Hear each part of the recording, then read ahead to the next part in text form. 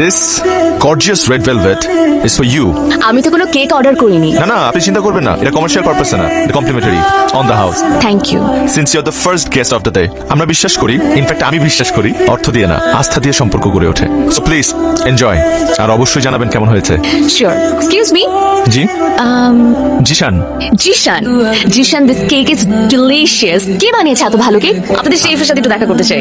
Chef, okay, why not, এক minute. জি বলুন। আমি শেফ, মানে কেকটা আমি বানিয়েছি। আপনি বানিয়েছেন? জি। আমি তো একদিন জানতাম ছেলেরা শুধু ডেটিং এক্সপার্ট, এখন তো দেখছি বেকিং এও এক্সপার্ট। এই ধারণাটা ভুল। আমার মনে হয় ছেলেদের এক্সপার্টিস শুধু ডেটিং এ না, আর মেয়েদের এক্সপার্টিস ডেফিনেটলি শুধু কুকিং এ না। যে যেটা করতে ভালোবাসে তার সেটাই করা উচিত। আমার যেমন বেকিং ভালো লাগে, সো আমি এটাই করি। এই যে রেস্টুরেন্টটা দেখছেন, দিস ইজ মাই রেস্টুরেন্ট। এই রেস্টুরেন্টটা হচ্ছে মাধ্যম, যেটার মাধ্যমে আমি আমার গেস্টদেরকে আমার বিভিন্ন বেকারি আইটেমস টেস্ট করাই। Really impressive. Thank you.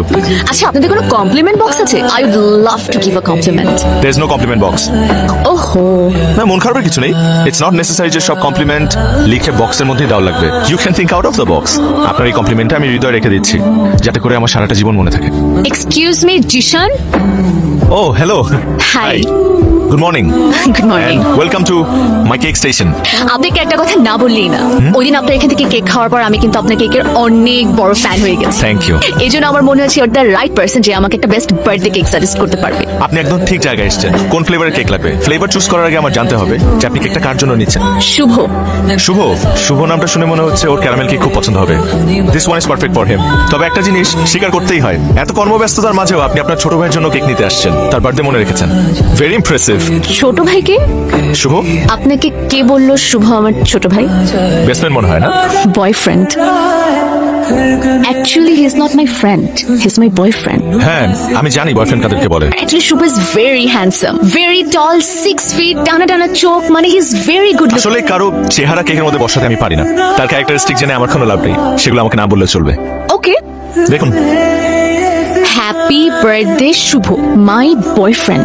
আপনার হ্যান্ডরাইটিং কিন্তু খুবই সুন্দর। হ্যাঁ, ছোটবেলা থেকে টিচার আমাকে এটা বলে বলে বড় করেছে, আমি জানি। কিন্তু ছোট একটা মিস্টেক হয়েছে। আবার কি? বয়ফ্রেন্ড না, he is my friend. Oh really? ও আপনার ফ্রেন্ড? খামাখা আমার সাথে দুষ্টামি করলেন, আর আমিও দুষ্টামি করে পচা ক্রিম দিয়ে ওর নামটা লিখলাম। ভালো ক্রিম। আচ্ছা, শুভর জন্য আমার পক্ষ থেকে একটা বার্থডে গিফট, আমি এটা প্যাক করে দিচ্ছি। ওকে। Excuse me. জি। শুভর জন্য। Thank you. ওয়েলকাম।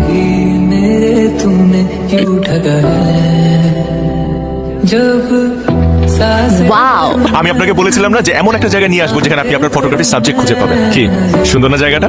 সুন্দর, কিন্তু আমার কাছে তার চেয়েও সুন্দর আপনার সঙ্গ। আপনি কিন্তু মানুষটা খুব মোটিভেটিং। কিরকম? আমি খুব সাধারণ একটা ছেলে, কিন্তু এই সাধারণ মানুষটাকে সে প্রথম দিন থেকে অসাধারণ কিছু কথা বলে ইন্সপায়ার করে যাচ্ছেন। হতে পারে আপনি সাধারণ, কিন্তু আপনার মধ্যে এমন অনেক অসাধারণ গুণ আছে যেগুলো প্রতিনিয়ত আমাকে মুগ্ধ করছে।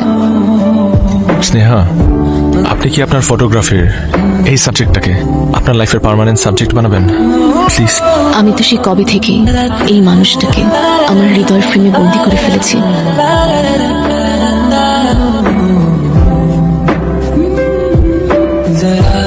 বিষয়টা কি? আমার ছেলেটা আজ মুচকি মুচকি হাসছে। বাবা, একটা গুড নিউজ আছে। বলে ফেল। স্নেহা বলে দিয়েছে যে আমাকে ভালোবাসে। বাবা, ওর বোনের সাথে আমাকে দেখা করিয়ে দিতে চাই। আমাকে একটা অ্যাডভাইস দাও, ওর বোনের সাথে কিভাবে কথা বলবো। একটা কথা শুধু মনে রাখবি, তুই স্নেহাকে যেভাবে ইমপ্রেস করেছিস ঠিক সেইভাবে ওর বোনকেও ইমপ্রেস করতে হবে। পারবি না? আমি তোমার ছেলে না? অবশ্যই পারবো।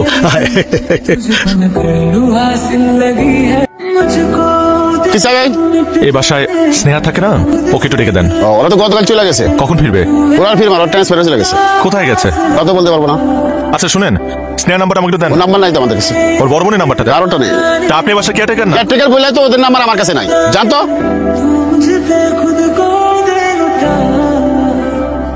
दुआ भी लगे ना मुझे, तवा भी लगे ना मुझे, जब से दिल को मेरे तू लगा है।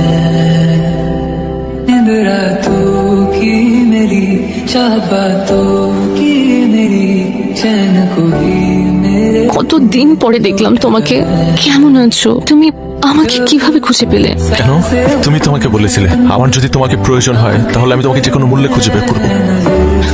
বিশ্বাস করো স্নেহা, তোমাকে আমার ভীষণ প্রয়োজন। এই কয়েকটা দিন আমি তোমাকে ছাড়া ভালো ছিলাম না। তুমি হুট করে কেন এভাবে চলে আসছো আমাকে রেখে? আমি তোমাকে কত কত খুঁজছি। আমি ভাবে আসতে চাইনি, কিন্তু আমার কিচ্ছু করার ছিল না। আমি একবারের জন্য বুঝতে পারিনি আমার বোনু আমাদের ব্যাপারে সব জানতো।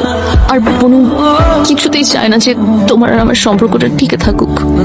তোমার বোনকে আমি বোঝাবো স্নেহা। পৃথিবীর বুকে প্রতিটা ভালোবাসাই পূর্ণ হতে চাই, চূর্ণ হতে না। ঠিক তেমনি আমিও তোমার ভালোবাসায় পূর্ণ হতে চাই, চূর্ণ হতে না। আমার বিশ্বাস তোমার বোন আমাকে ফিরিয়ে দেবে না।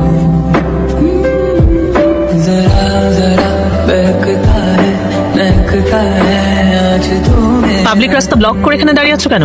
কাউকে খুঁজছো নাকি কিছু বলতে চাও? হ্যাঁ, খুঁজছি।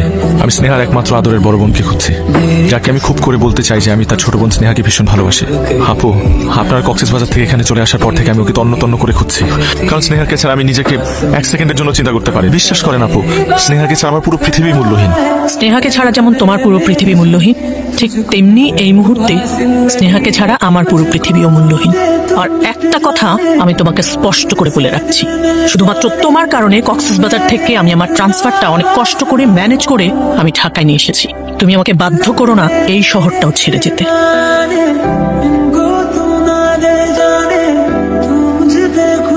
কিছু বলছো না কেন? বড় কি বলেছে তোমাকে? তোমার বোন আমাকে ফিরিয়ে দিয়েছে। তাকে আমি কোনোভাবেই মানাতে পারলাম না, কিন্তু আমিও এত সহজে হার মেনে যাওয়ার ছেলে না। আমি আমার বোনকে খুব ভালো করে চিনি। উনি একবার যদি কোনো কিছুতে না বলে সেটার কখনো মেনে নেয় না। তাহলে কি আমাদের গল্পটা এভাবেই শেষ হয়ে যাবে? না জিশান, আমি তোমাকে হারাতে পারবো না। জিশান, চলো পালিয়ে যাই। আর তোমার বোনও? কষ্ট হবে ভীষণ, কিন্তু তোমার ভালোবাসায় না হয় আমার কষ্টগুলো আড়াল করে রাখলাম।